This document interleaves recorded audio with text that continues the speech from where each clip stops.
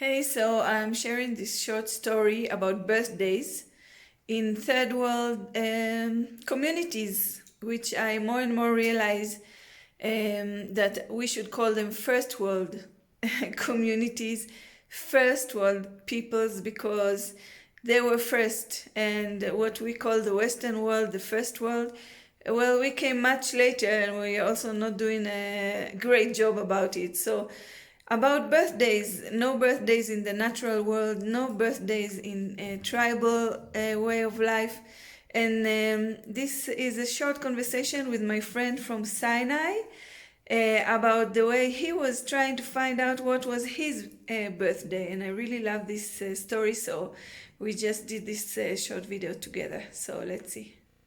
Yes, so I don't know if you know that, but I've been in East Africa for almost 3 years now. Yes, I'm Yeah. following you. I'm following you on the Yeah. Facebook. Great. I see like you doing great, really. This is very Yeah. good. Thank you. I'm very happy for you. Thank you. I'm very happy too. And really, sincerely, the only place I really miss is Sinai, really. Of course, of Yeah. course, of course, of course. It is a place to miss, actually. Yes. And also, I find so many similarities. Like, in Kenya and Tanzania, they also have nomad tribes like the Maasai. And I've been also telling them about the Bedouins because the lifestyle is really similar. And also this similar, feeling of, exactly. feeling of free spirit and the love of, the open spaces. And so I've been also telling about the Sinai here. Yeah. So yeah, we Cool. haven't seen each other for, I don't know, I think it's been 4 or 5 years even. Yeah. And True. I never forgot your amazing, great, best story. Thank you very much. It's Yeah. not only my story, it's a story of most of the Bedouin here in Sinai. Yeah, I know. And also it's the story of most of the people here also, a lot of people. Yeah. But first, we're already recording it, so I'm going to say, my name is Ella, and I've been calling myself the wandering goddess because Ella in Hebrew, it means goddess. And I've been wandering around, just, how do you say, observing, not observing, taking in the wisdom of, of tribal people. Yeah. So do you want to introduce yourself in a few words? Of course. My name is Khaled. I am from Sinai, Egypt. I born and I live in Dahab at the moment. And I'm very happy about Sinai and thanks God every day that I born in Sinai and in Dahab and I'm a Bedouin as well.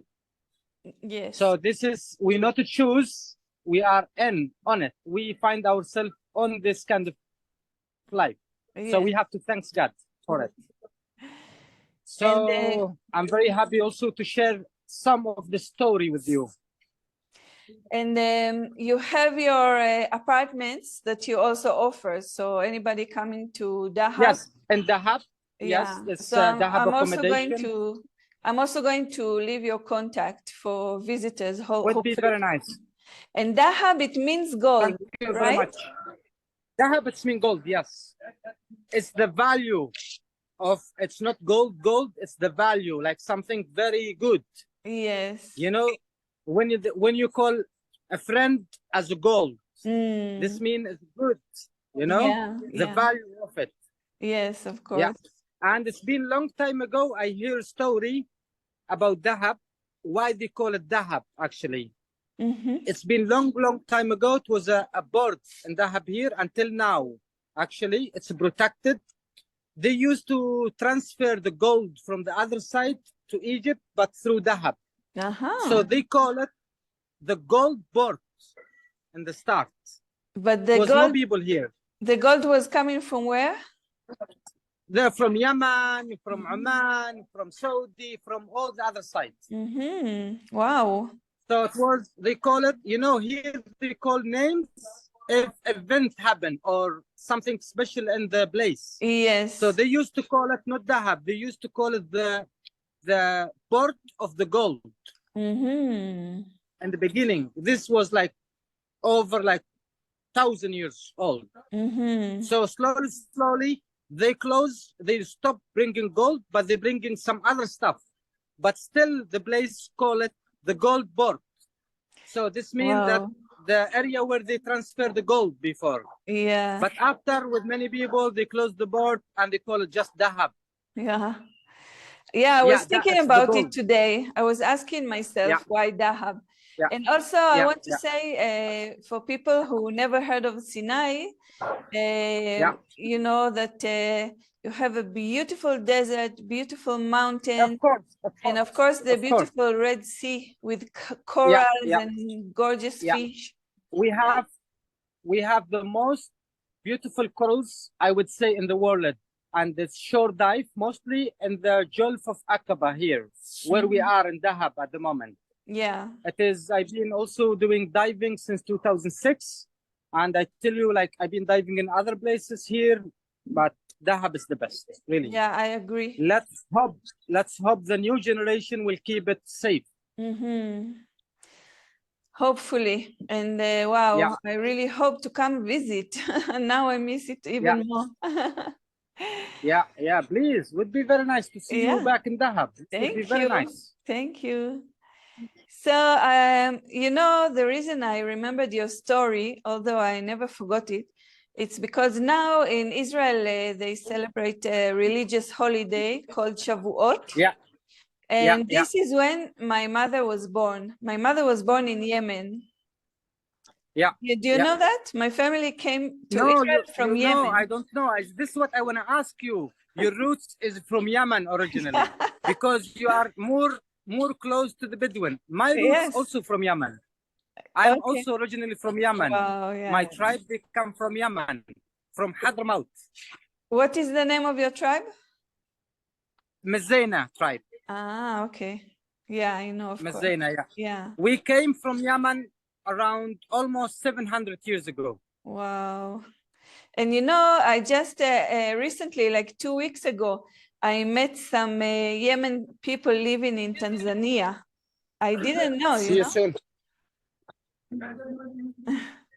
You meet people from Yemen where? In Israel? Living in Tanzania, working in Tanzania, coming as merchants to do business. Yes. You know, Tanzania, it's one of my wish list. I will visit, actually. So you're very welcome. You're very welcome. I will definitely I'll take you to all the best places. Yeah, I will definitely visit, really. Yeah, great. Anyway, so my mother, her birthday was always on this holiday, Shavuot, because nobody wrote the date and nobody was interested in the dates. Also, here in East Africa, a lot of people, even young people, you know, if they have a birthday date, it will be the 1st of January.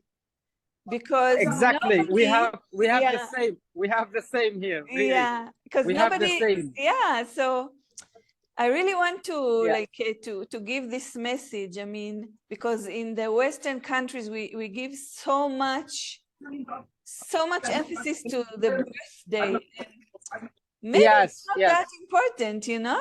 Maybe it's not that important. Go ahead. For us, it's not really important. Really, it's not really important. But also I feel shame when my friend, they ask me, when is your birthday? Me, I say, I don't know. And they look to me like, how come you don't know your birthday? You know, then I went back to my family, asked, when is my birthday? And they told me, oh, yes, it's your birthday in the same year the big flood coming. Me, I don't know what year this was. So the next other question is, they say, oh, your birthday in the same wedding of this couple. I went to the couple. I say, when is your wedding? They say, our wedding in the big, it was very close to the big floods coming from this wadi. I'd like to say, look, guys, I really give up. But in the end, I find out when is my birthday. Okay. Accidentally. How? But the interesting thing, I meet an English couple here, and they told me, let's make your birthday 15th of September.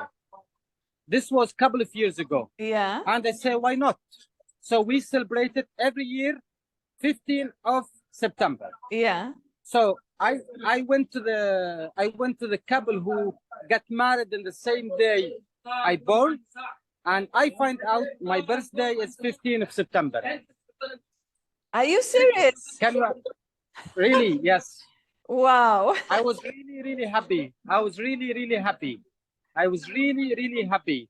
It's come exactly like the people told me, look, let's do it 15th September. And they told me, we think that you are born in September. So let's make it half of September. Yeah. And in the end, I find out it's 15th September. Wow, that's amazing.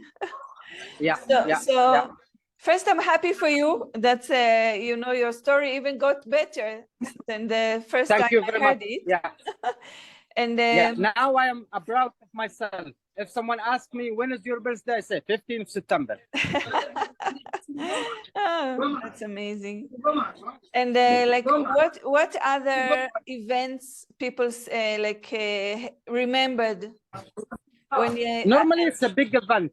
Normally, Like they remember big event, like, you know, big flood coming, because people here, they never forget the flood. Yes. Or the spring, springtime, because their goats happy, and or quick earthquake if it's happened, they remember, they say, oh, in this time. But the most date the people here remember, it's the, you know, when the Sinai, when the Israeli left Sinai and the Egyptian come back, they say Fasl. Like this date, many times they talk about Fasl. Fasl, like the country moved and the different country moved in. Yes, that's a big event. But they never keep date here. We never keep date. Number, it's not possible. Yeah. I don't know why. I really don't know why. Well, for me, I prefer it. I prefer it because this big thing about the birthday, I think it's, I don't know, I think it's really too much. I mean, it's more important the And life you live than the one day when you were born. I mean, the specific date. Well, can you just tell us, I don't really remember, if you can tell us, did you grow up in the desert? Yes, between desert and Dahab, yes. Okay. My family until now, they're still living in the desert. And when you say between, you mean they are moving to the coast and into the... No. No, they moved before, but now they're still there, actually. Okay. And they don't move. They're still there. They don't move. Why? Is it more difficult now to move from place to place? They don't move because they don't really like city and too much light and cars and noise. So they like there because for them night it's dark, day it's light. So they don't want to see light in the night. And especially my mom and my dad, they like to be very quiet in the mountain in the night. So they prefer to be in a dark area or with the moon, with the natural color, with the natural light, but not the big flashlight or this. They not really feel comfortable here. So they are more back to the nature life. And even life there is more difficult for them. It's more difficult where? And the mountains, I think it's more difficult because, you know, they most of the time also they live under the tree. Mm-hmm. We have a big tree called acacia tree. Yeah. So they're spending like 2-3 months living under the tree. So in the daytime under the shade, under the tree, and the night they just moving outside. Okay, but so and their life, but yeah. But do they have tents? Because, you know, we don't know. You have to tell us. They do, yes. Yeah. They do have tents. Yeah. They do have tents, but they don't use it now in the summertime because it's, I mean, it's not very cold. Mostly they use the tent in the winter time. Yeah. So because it's protected and it's made from the goat's hair, so the wind cannot go through easily. And do you have any brothers and sisters still living with them? Yes. I have my brother also there in the mountains. They married, they have their kids up there in the mountains. And, you know, I've been thinking a lot also about the Bedouins of Sinai, and you tell me if I'm right or maybe I'm wrong. Because, you know, even here, the Maasai people and other nomad tribes, they can't move so much anymore because the countries are getting more and more crowded. Also in Israel, True. the Bedouins, they can't move as much as they used to, also because lots of new roads and not so much space. And I'm getting this feeling that in the Sinai, Bedouins still have a lot of space. Is it true? I mean, we have plenty of space, but outside in the desert, not in Dahab. Sure. Dahab has become like a city now, small city. Yes, then definitely. But okay, so that's good. The desert is big. Exactly, because the Bedouin Sinai here, if they cannot move, it's a big problem for them. Yeah. Really, they don't need luxury house. They don't need the cars. They just want to move. Yes, and they feel they love freedom. Yes. They love freedom, really. They hate like when they are in a cage or in a house with a four wall, and they want to see natural around them. Yeah, that's my feeling too. That's amazing. I don't know about the new generation, but this is like the old people. The new generation, I think they are already addicted with the technology, with the phones, with Wi-Fi, with all this stuff. Yes, it's the same here. The whole world is changing, and it's very hard.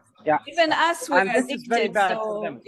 Even us, we're already addicted. So the young people that grow and see that if they can get a smartphone, they can know so much about the world. It's very tempting. My parents, when they saw me looking at my phone too much, and they told me, "Are you okay?" I said, "Yes, I'm okay. I'm just following the news." He told me, "Your eyes don't get tired?" I said, no, I got used to it. Yeah, we should listen to them more. Your parents. I think they are more right than us. Yeah, really. Definitely. I'm more getting old. I more understand, actually. They have the luxury life. We have the not really nice life. Really. Exactly. And what about you? Do you feel sometimes that you have to go out to see your family in the desert? Of course, yes, of course. But for me, it's different. I can go there, stay 1, 2, 3, 4 days, but not stay for like a month. Yeah. Because I'm not used to it. But for them, they can stay for like a year, no problem. And the time there is really perfect. I mean, the day, it's a day, because they wake up at very early in the morning, and they have all day long. They sleep in the night very, very early, like 8 o'clock, they are in the bed. It's like life, very, very good system, I would say. Here, sometimes you sleep 1 o'clock, sometimes 2 o'clock. It's لخبطيطة, salata. So it's not really organized life. Yeah. Okay, great. Do you love the ocean, the sea? Do you love the sea? I love the sea, of course. I love nature. Sea or mountains, or we are addicted to the nature. Yeah. And Dahab is on the coast. You just walk in on the Gulf of Aqaba. Yes. Okay. Thank you. Okay, Ella. I'm very happy to talk to you. Yeah, me too. And please, whenever you need to call or chat, you are more than welcome. Thank you so much. And I really hope to see you in Dahab one day. Yeah, I hope so. And you're welcome to Tanzania. I will, definitely. I will. Okay. Okay. Bye-bye. Ciao. Bye-bye.